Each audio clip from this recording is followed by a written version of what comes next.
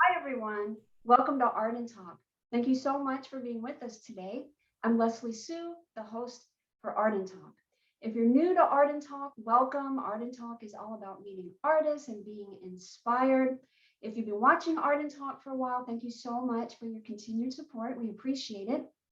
So today, if you are an animal lover, if you are a pet lover, if you have fond memories of pets growing up or perhaps pets that you currently have, then you're going to be in love with this show. Our guest today is a self-taught artist, and he owns and found Poochcasso, and he paints animal portraits, and we're going to dive into his art and his journey. We'll be looking at a select group of some of his pet portraits.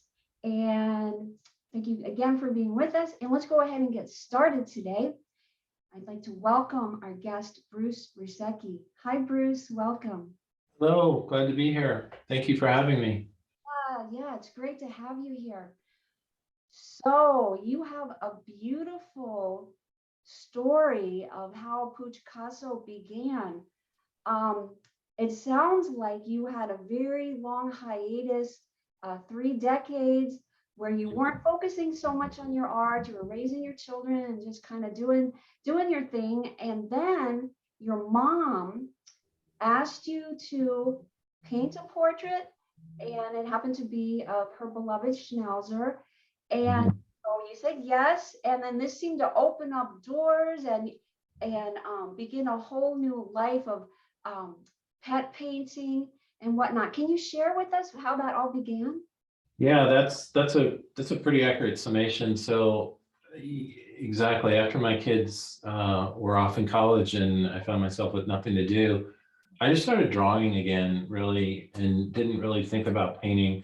And then at some point, my mom asked for a painting of her dog, like you said, and so I painted that dog, and of course, posted it on Facebook, and from there, somebody else asked me to paint their dog, and it just sort of um, snowballed from there. And I really discovered how much people really do, like you said, love their animals, and it turned into eventually, just this last year, I sort of formalized it into a business and came up with the name Poochcasso and built out the website, the e-commerce website, and now am heavily into the marketing and the scaling aspect of the business.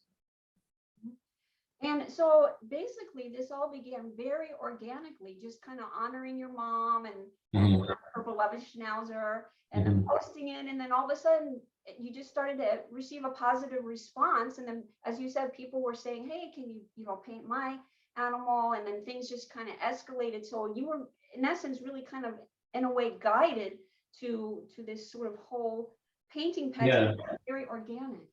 Yeah, it was. And it was, that original portrait became really special when my mom passed away a couple of years ago. And that I do a lot of that. I do a lot of memorial portraits, and that, it's just an attestation to how much people really do love their animals. And it's not just dogs, it's cats, it's horses. And I've even painted a hamster. So it's all animals. Animal lovers are amazing and so much fun to work with, and there's just so much love there and appreciation for the representations that I do. So it just kind of keeps me going. Yeah, absolutely. So many love their pets, ones that they have had or ones that they currently have. Let's talk about, how did you come up with the name Poochcasso? Because that's such a clever, great name.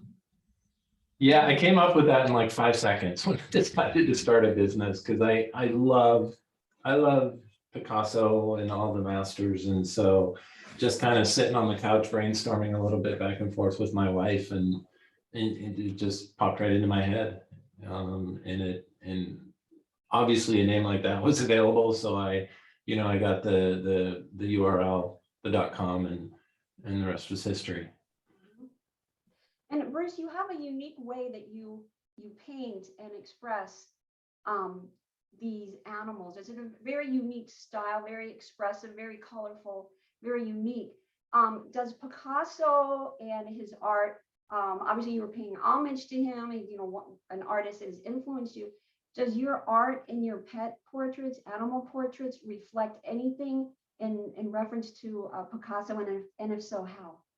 It does, and it certainly does. I mean, my work is not as abstract by any means, but it does carry that abstract quality when we really start to bend the color schemes, right? And you know, some of my animals, you know, like I'll paint them blue or purple or red, and you know, as long as you get the values correct, then really you can use any color you want. But absolutely, I really wanted to do something different and unique. And so absolutely, Picasso was an influence, Van Gogh was an influence to my favorite artists, whom I've, you know, just learned as much as I can about, and don't necessarily try to follow their style, but definitely it has influenced me. Mhm. And you have an introductory video. I think this would be a good moment. It really showcases your Poochcasso business and your art. Tell us a little bit about what we're going to watch, and then we'll go ahead and pull it up.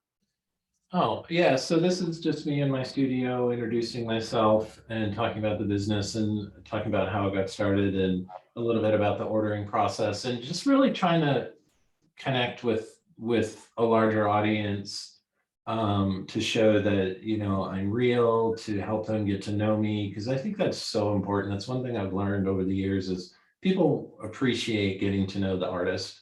And it definitely helps as you're trying to grow and scale your business. So it was really just me talking about my business, showing people a glimpse into the studio, and just really trying to make that connection and demystify the process, because people have no idea what's involved when, you know, you know, to commission a portrait. And so I wanted to do that video to explain how simple it is, and also, you know, as I built the website, my e-commerce site, made it as dead simple as possible as well. So it was all just an attempt to sort of get to know, make the connection, and simplify and explain the process. All right, let's go ahead and show that. Give me just a second, and we'll pull that up. Also, I am the owner and artist behind the brand, and just wanted to make a short video to say hello, coming to you from my home studio here in Austin, Texas. It's a beautiful day out here and lots of light pouring into the studio, so I thought, great time to make a quick introductory video and say hi. A little bit about myself. I have been painting only for about 5 or 6 years after taking about a 30-year hiatus off from any kind of art. I studied art in college at the University of Arizona, and really didn't do anything with it until my kids got out of college some 30 years later. I picked up a brush, and one of the very first things I painted was my mom's dog for whatever reason. She really loved that dog, so I thought, hey, I'd just paint it for her. And ever since then, people started seeing my work, and the pet portrait business really took off. Unfortunately, my mom passed 2 years ago, and that really made that original pet portrait super special to me, and really sort of drove home to me how much people love their animals and their pets, especially. I'm a huge animal lover. We have a dog, have had dogs my whole life, and cats, and hamsters and squirrels and fish when the kids were little.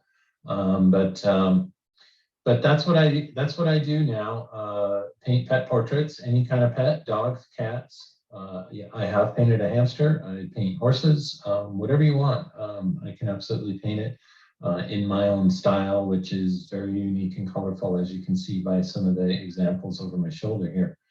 I've recently set up a full-blown website to not only display my work and previous work, but also it's completely set up for you to order a painting of your pet, and all I need is a photo or two that you would like me to represent on canvas. These are all hand painted by me using high quality acrylic paint on gallery wrapped canvas. They're sealed with a UV protectant varnish.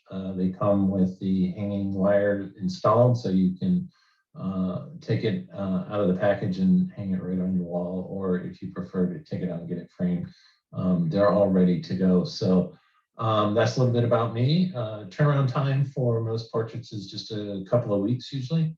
And I do ship paintings anywhere in the world, so not geographically limited.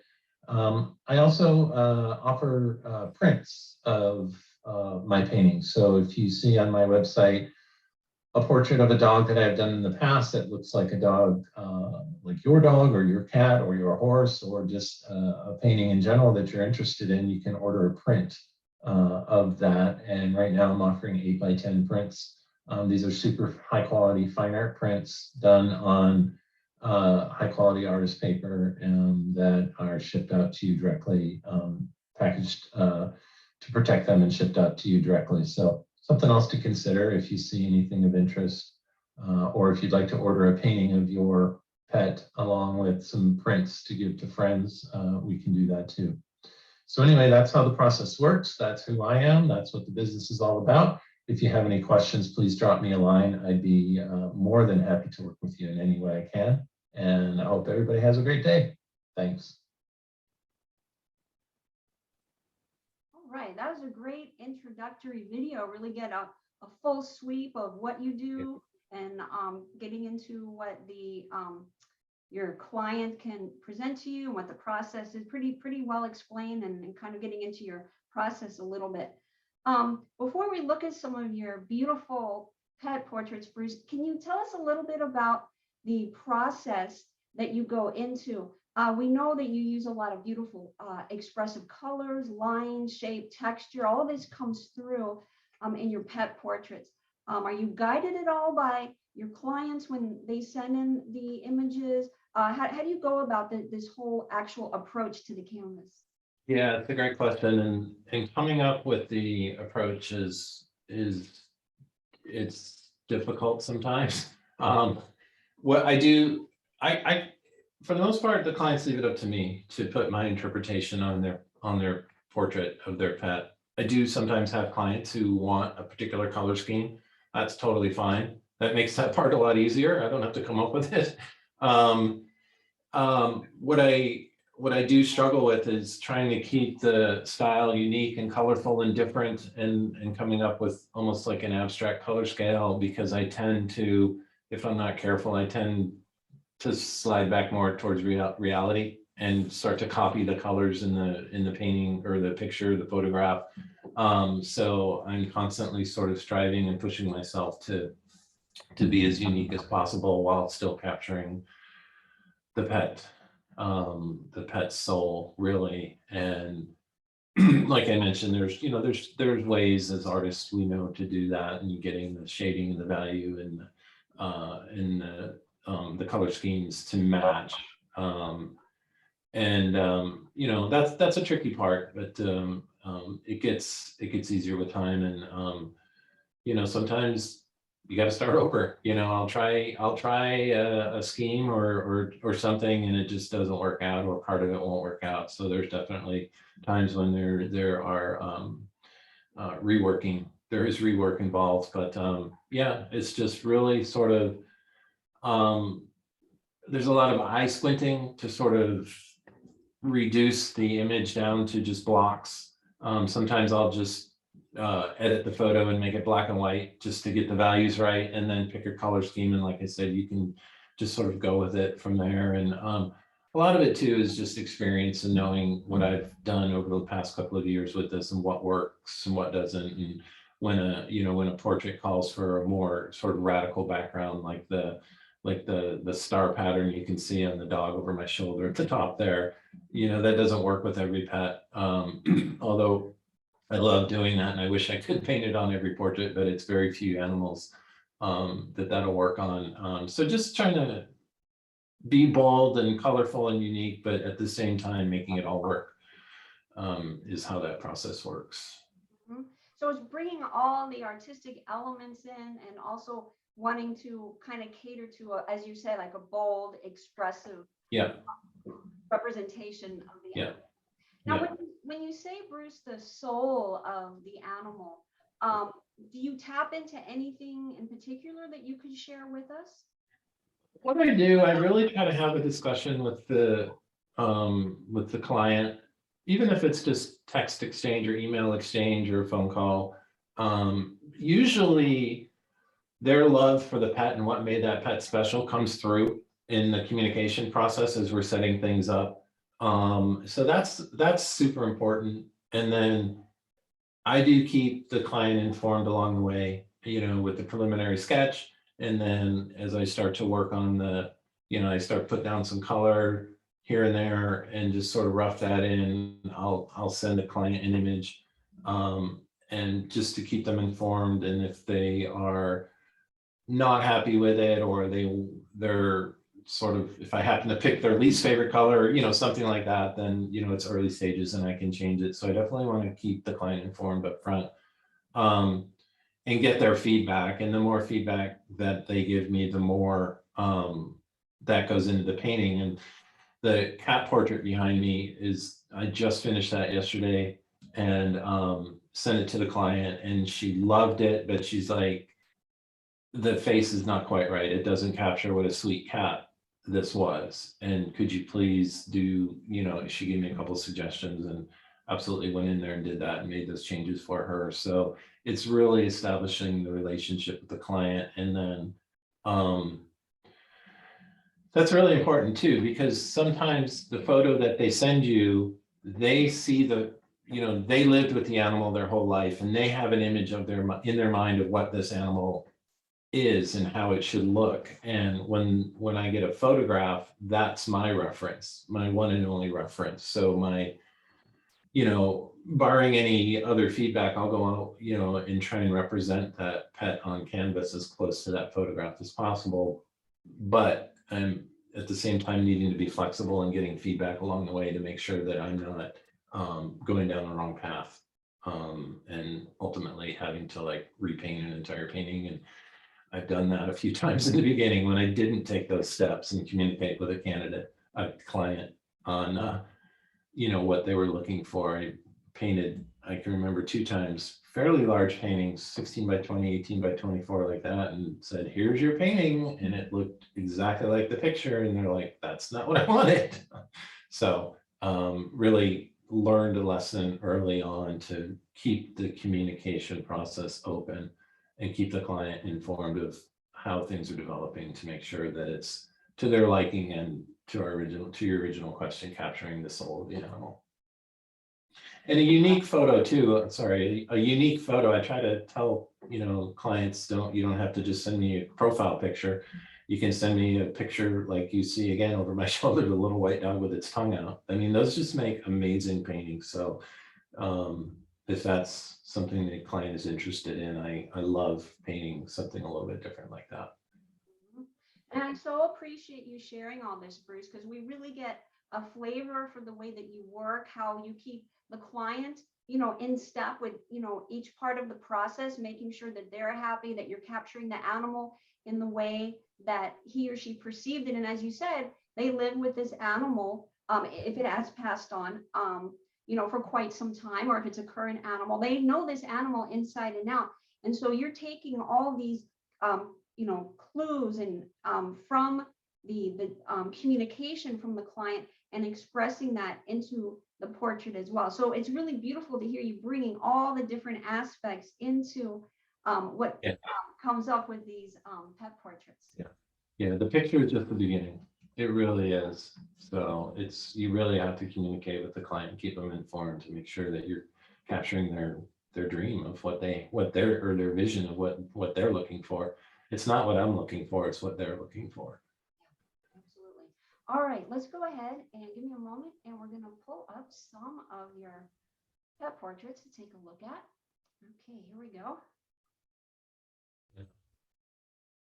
This was a big one. This was the biggest one I've ever done. This was 24 inch by 30 inch. So it was a very, very big portrait, the biggest one I've ever done. And the client wanted, it was for a family member who had owned all 4 of these dogs, and who had all 4, the last of which had recently passed. And so he really wanted a way to he wanted a special gift or a way to remember these animals that I think it was his brother and sister-in-law, or brother-in-law and sister, had loved their whole lives. And anytime when you're combining animals into one picture from separate sort of pictures. So in other words, not somebody giving me a group photo of 3 or 4 dogs and saying, I would like to have you paint this. These were all multiple pictures that the client's family had sort of just collected over the years. And he sent me like 3 or 4 each of, the dogs in different positions. They weren't in these positions. So this one was particularly challenging in that I had to really, first of all, understand what the breed was. That's another thing that's super important. Back to what we were talking about earlier is if somebody sends me a picture of a dog that I don't recognize, very first thing I'll ask them is, what breed is this? So I can research the breed, get to know the breed. And I really had to do that on this painting with the Mastiff and the other dogs. Obviously that's a Saint Bernard in the lower right corner, but the other 3, I didn't really know what they were. So I really had to get educated on that, and then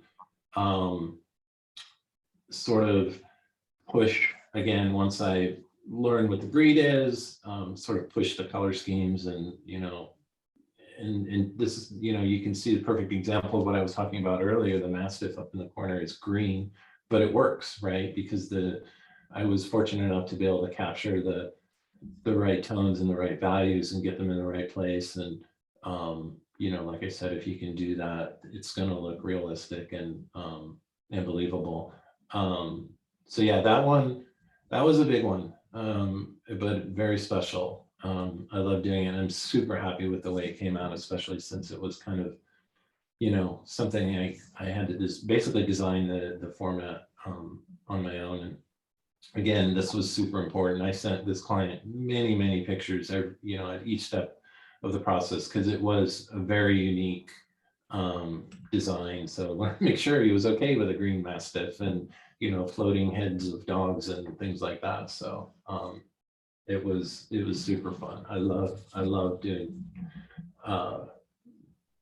work like this that's unique and different and challenging.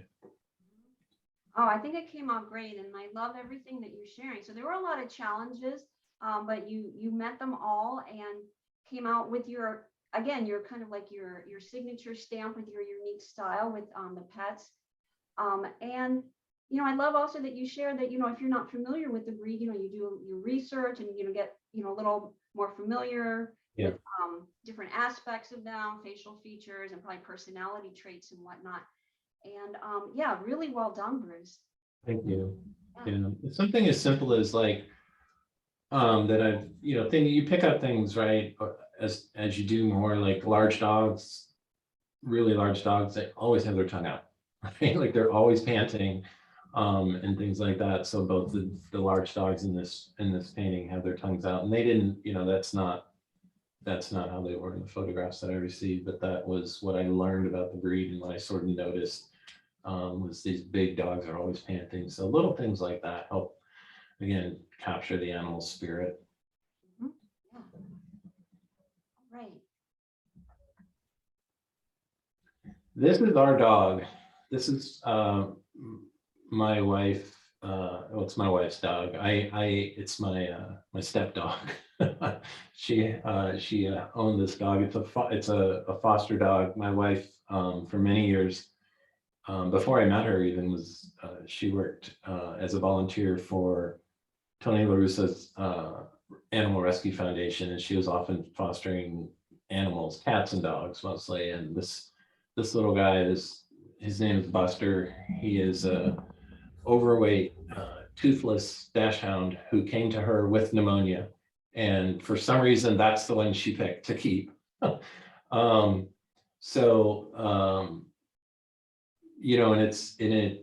I didn't paint his portrait for a long time, and I was often reminded of it that we don't have a portrait of our own dog. So eventually I did paint Buster's portrait, and Buster's, who is on my business cards now as well. He is the chief dog in residence. So, but yeah, he's an incredible little guy, and has brought a lot of joy into our lives. He goes everywhere with us too. He's a world traveler, that dog. He's been across the country, around the world with us. He loves sitting in under the airplane seat, and he goes everywhere in the car with us. He's a super special dog, extremely unique, and like I said, probably the least likely to get picked from the shelter, but for some reason he touched my wife's heart, and he's touched my heart now too, and he is probably sleeping on the couch behind me right now, as a matter of fact. And it really shows your love of animals and pets, and your connection to them, and it kind of just goes back to how your whole business was so organic. You never really thought about it like, oh, okay, I'm gonna have a pet portrait business and incorporate my love of animals and painting, and just everything just sort of fell into place. And you have this beautiful rescue pet that was originally your wife's, and as you said, kind of like your stepdog now, and goes everywhere with you, and he's kind of like the mascot for your business, and so sweet and dear.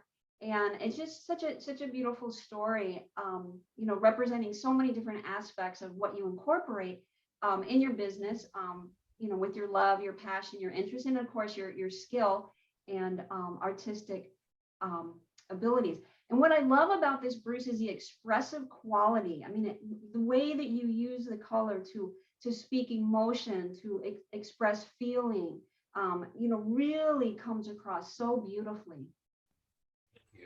Yeah, it's, being an animal lover and working with animal lovers, it just seems to flow. And that's, to your point, what has, I think, fueled the growth of this endeavor, right? Like you said, I never thought I'd be a pet portrait artist. I started out I've done pretty much everything, and then just sort of finally settled into this niche. And I don't think that's very unique for a lot of artists. Like, you got to try everything, and then eventually you find your niche, and that's it's just a great fit because, as you said, it's a joy working with animal lovers, and being an animal lover myself, it's it never feels like work. Oh, I love that. That's great. Doesn't feel like work. You have a really interesting signature, Bruce. It's very like flowing, and almost looks like a little bit of like calligraphy. You know where that came from?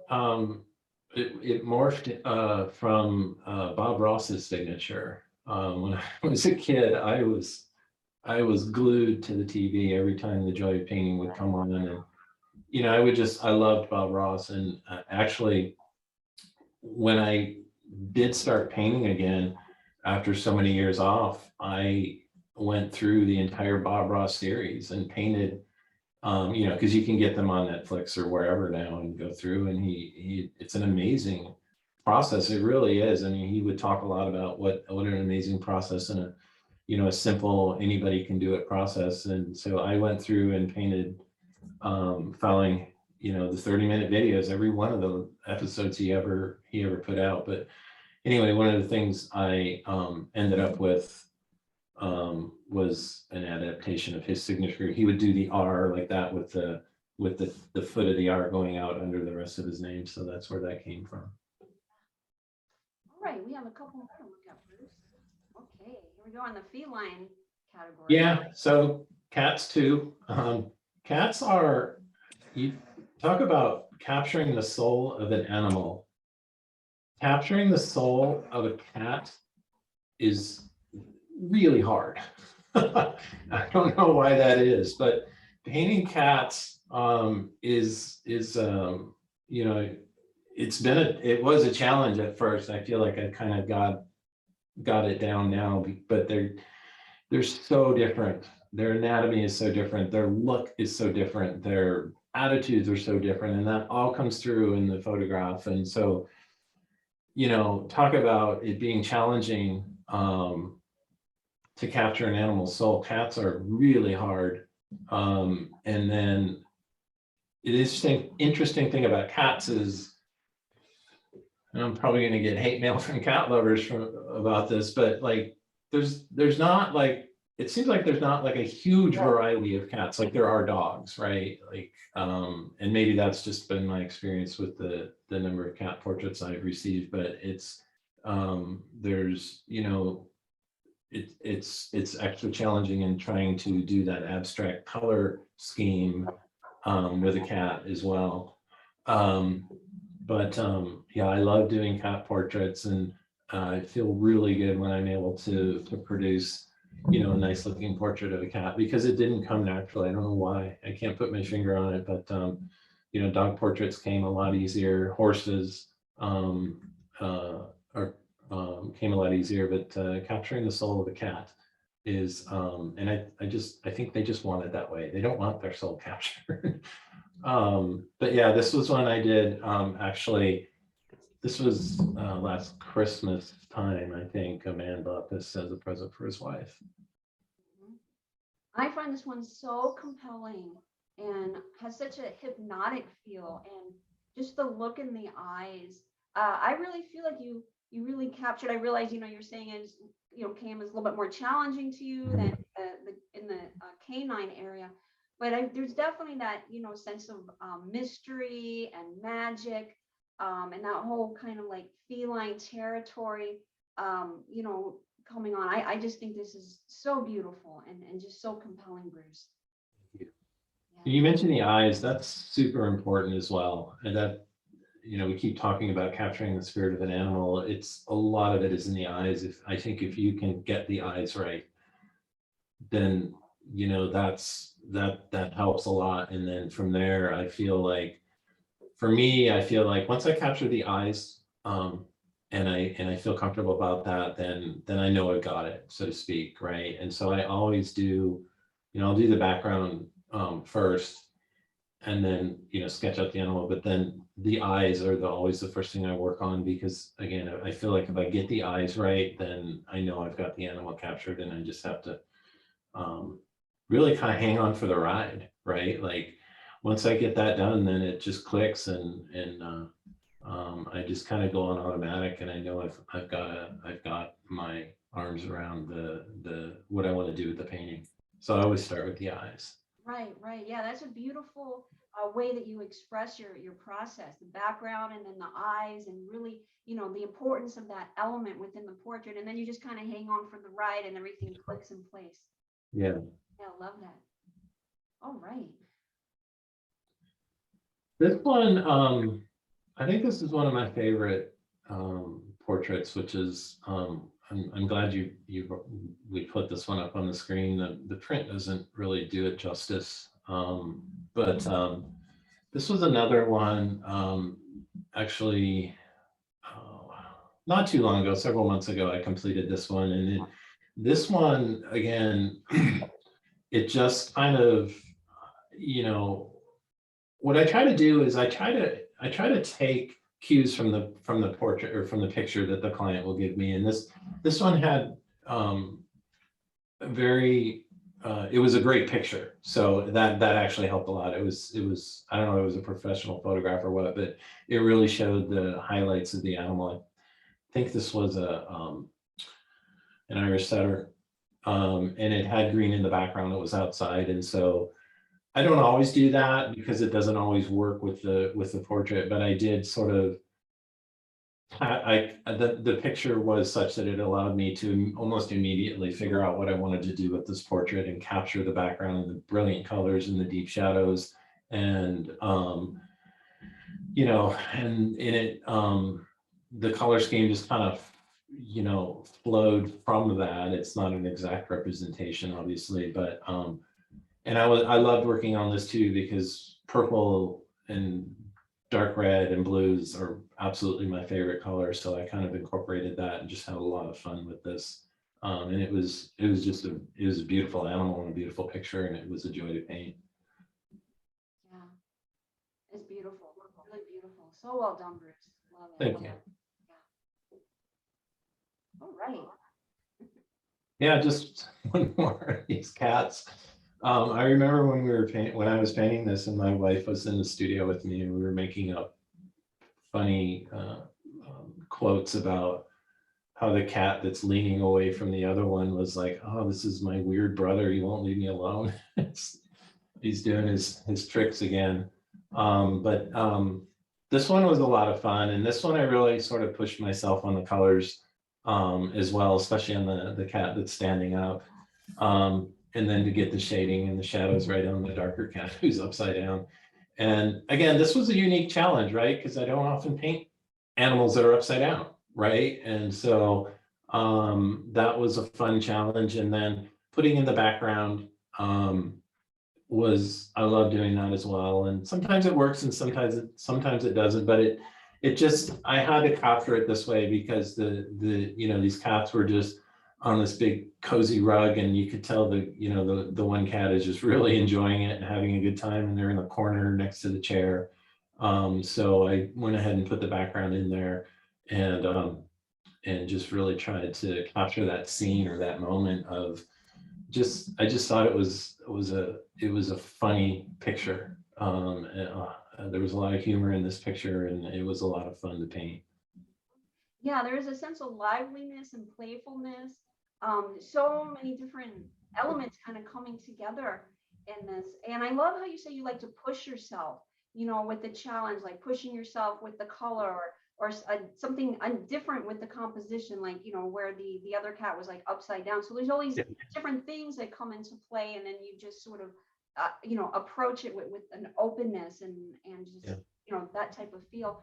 Also, I feel a little bit, maybe more particularly in this one, let me know your thoughts, a little bit of a Matisse feel. Is Matisse at all an influence of yours? For sure. Yeah. And who knows, I may have been watching a Matisse documentary the day before, that I do watch a lot of documentaries and that does creep into the painting or the work I do over the next few days. But yeah, I can definitely see, I can definitely see what you're saying. And I think as we're talking a lot about, the animals and in particular the soul of the pet, I think that you really captured it so much in all of these, but I think particularly in these, like perhaps because we see two very contrasting sort of animals and they're, we can pick up visually on their personality and kind of the moment and what's going on. I think you really captured that whole essence in addition to the artistry of it. Yeah, thank you. And it's always fun including other things besides the pet. I don't get to do that very often, so it's always fun to flex those muscles a little bit and paint a piece of furniture or a rug or something in the background. Yeah. All right, I think we have one more Bruce to look at. Okay.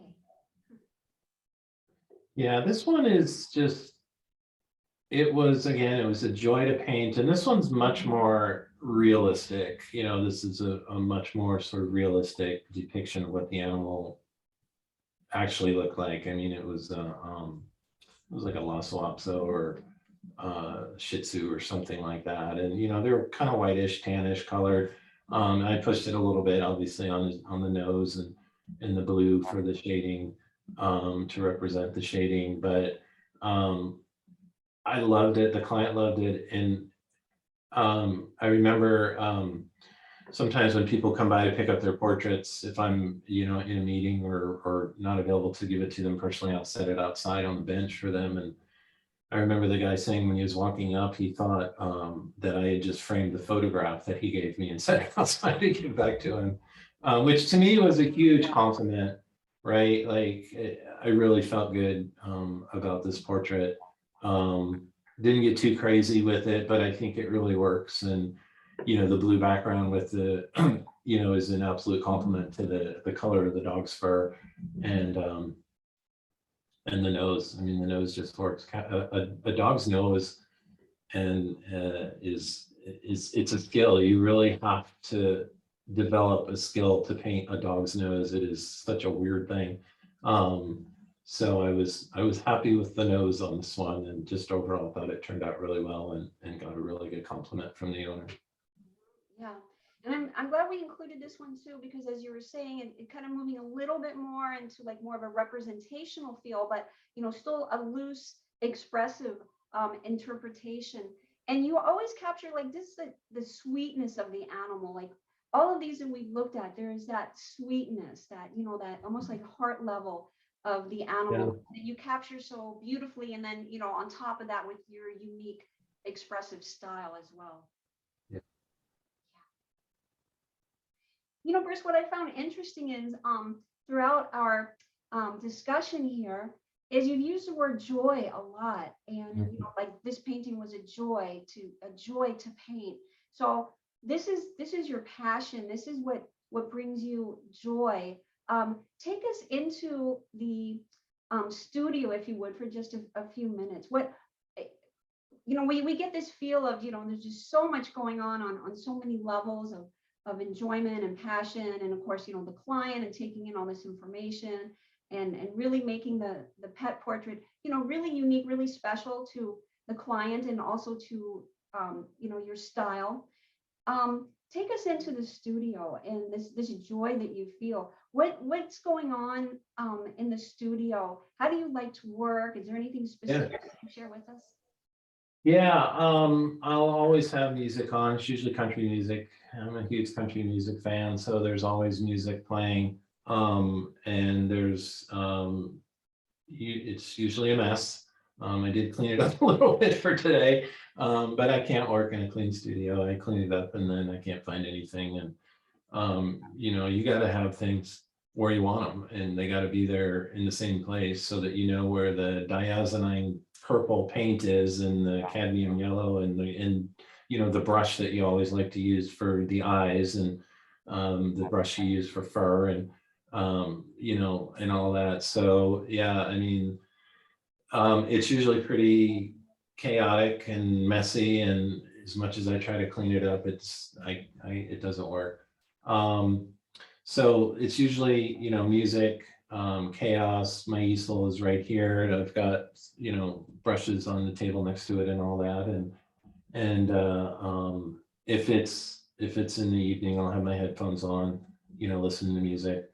And I will have the canvas on the easel with my iPad next to it with the photographs that the client had submitted, so I use that to get started, obviously doing the sketching portion, and then just sort of getting started again on not the background, but the eyes, and getting everything in the right place, and studying the values and the shading and all that. And then from there, it's just, just go off into a zone, and before I know it, it's, I won't say it's done, but it's to a point where okay, I'm adding finishing touches, and depending on how busy I am, I'll I'll get super focused on one painting, and really try to give that painting everything I have. And one of the problems I had early on was thinking about the next painting, right? Like I'd get started on this and I'd feel like, all right, this one's done, I know what I'm doing, what am I going to do on the next one? And then you start screwing up on the one you're working on. So really trying to stay focused, and that's where the music helps, the headphones help, and really just sort of having laser focus on my vision for this animal. And then and just constantly thinking about the colors, and trying new colors, and trying not to get into a rut, and trying to not paint every animal in the same color scheme, and really trying to let that just sort of flow through me and come to me. And so I have all my paints. When I start painting, I'll have the majority of the paints that I could possibly even use. They're just all over the table, so that I can see what choices I have available, and just, like I said, just grab them and start going and trying different things, and always trying to stay creative, and not painting the last one, not painting a portrait like I did the last one, and trying to be unique and different. So I'll look at, I have a shelf up here in my studio that's just loaded with books, and